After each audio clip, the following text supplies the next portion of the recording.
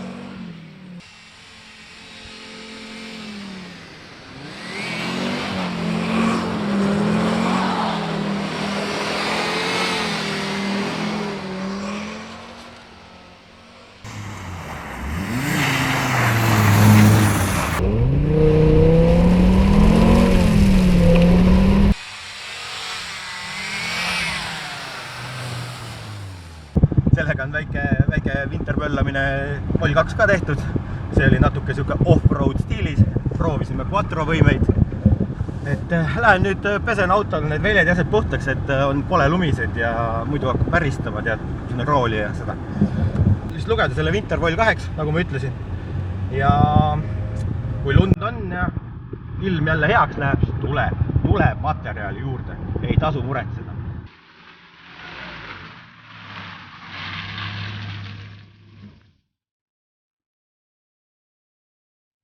Peseme selle pilli puhtaks.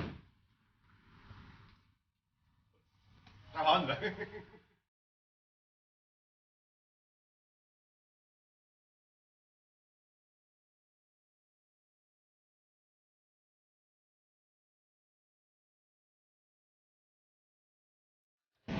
Tšau!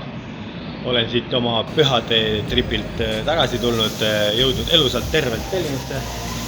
Kupee pidas ilusti vastu, tee peale jätnud, väikseid äpardusi siin oli. Et vaatame nüüd üle täpselt, kus ma käisin ja palju ma üldse neid kilomeetrid maha sõitsin, sellepärast, et autol odomeeter ei tööta. Vaatasin Google Mapsist, palju ma sõitnud olen siis. Võtsin oma selle tripi ette siit, et mis ma tegin siis. Läksin Tallinnast, sõitsin kõik siit Virtsust, läksin Praavi peale, sõitsin siit Muhku, Muhus käisime, siis käisime siin saare peal igal pool ja siis sõitsime siit põhimõtteliselt tagasi. Läksime Pärnusse, Pärnust tegime ka mingeid asju ja siis Pärnust olime Viljandisse, Tartusse ja sealt Põlvasse ja Põlvas siin sai tegelikult ümberringi sõidetud ja siis otse siit Tallinnasse tagasi. Ja Google Maps ütleb mulle selle peale, et see oli kõik 758 kilti. Noh, tegelikult tuleb siit juurde ilmselt selle arvelt, et koha peal sai ka sõidetud ja see ju nii täpselt ei näita. Võt siuksed kilomeetrid sai maha sõidetud, palju kütust läks, ei tea, sellepärast, et täpselt kogust ei ole ju võimalik arvutada siin kilometraaži järgi välja. Aga no, eks need vanad autod siuke 10 sajale võtavad, et pluss-miinus see liiter. Nii, aga tegelesin nende probleemidega, mis siin siis vaevasid meid, kes vaatas seda Winterboil osa ühte, kes ei ole näinud, vaadake järgi. Et jahutusvedeliku tuli hakkas vilkuma ja et uurisin siin igasuguseid asju. Et vaatasin seda jahutusvedeliku paagi taseme ujukit. Võtsin lahti siit, see oli korras kõik, pistiku lühistasin ära, aga ikka see tuli vilkus edasi. Ja selgus, et läbi oli temperatuuriandur, mis on seal mootori all. Vaata, kas ma näen kaameraga sinna pihta ka lasta. Vist ei näe väga, aga ta on seal. On üks temperatuuriandur, mis siis valetas. Ta näitas temperatuuri ka valesti ja ta valetas nii palju vist, et ta arvas, et ta keeb ka, või ei kee või on jahutusvedeliku vähe või ma ei tea, mida ta arvas, aga sellepärast ta tuli vilkus. Et uus andur on küljes nüüd ja see tuli enam ei vilgu. Kliimaga oli ka see, et ta puhus kogu aeg õhku täiskiirusega. Et sooja külma sai reguleerida. Vaatasin selle osa ka üle, võtsin siit lahti. Et siit soojuskapi peal, siukse hea koha peal on see reostat nii-öelda. Aga see reostat on siuke vibur, et seda ei toodeta enam sellel autol. Vaat, siuksed lood. eBayst esimese lingina koodiga tuli välja sealt, et see saab tellida küll 100 eurot kasutatud osa. Et seda teed ma ei lähe, et kindlasti Romulast või kuskilt leiab mingisuguse tüki siia. Et aeg-ajalt töötab, aeg-ajalt ei tööta. Siuke mure on sellega. Ja ega rohkem muresid väga vist ei olnudki arvestades seda road tripi. Ma arvan, üle 800 kilomeetri kindlasti tuli. Et vana autoga näed, peab vastu küll. Üks päev hakkas see summuti siin veits löörisema, vaatasin üle. Et siin keskmine pütt on augud sees, väiksed, siuke läbi roostud on. Üritasin seda ka keevitada siin, aga see on nii õhuke ja roostes sees poolt, et see auk, mida sa keevitad, läheb palju suuremaks, kui ta algselt on. Et vaatasin, see pütt on üldse siia ise vahele pandud. Ei ole üldse originaalis siin. Siin on mingi keevituskohad tehtud.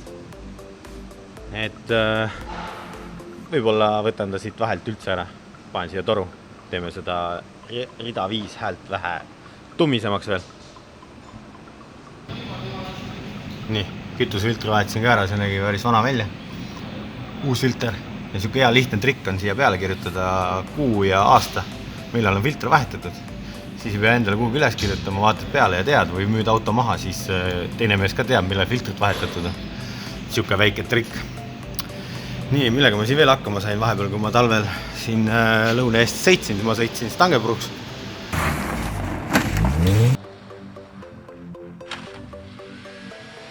See oli muidugi enne ka puruks, siin olid juba needid ja asjad tehtud ja mingi plaat pandud, aga nüüd ta sai juksed kolari veel, et tõmbas siit lõhe sisse, et tegin siia mõned siuksed ägedad ristpisted plastvitsaga. Plastvits päästab alati hädast välja. Et võt siuksed lood. Sellised update'id siis praegu kupee vallas. et kogun mingi portsu töid kokku, mis ma olen ära teinud ja panen nüüd ühte seeriasse kõik, et siis on vähe lõbusam vaadata, et ei sirtsusta siin paari töökaupa. Et täna on siis need asjad tehtud ja hakkame seda reostati otsima kuskilgi ja siis vaatame edasi, võib-olla jõuab selle kõra vahetada ja jääb kõik ühte videosse.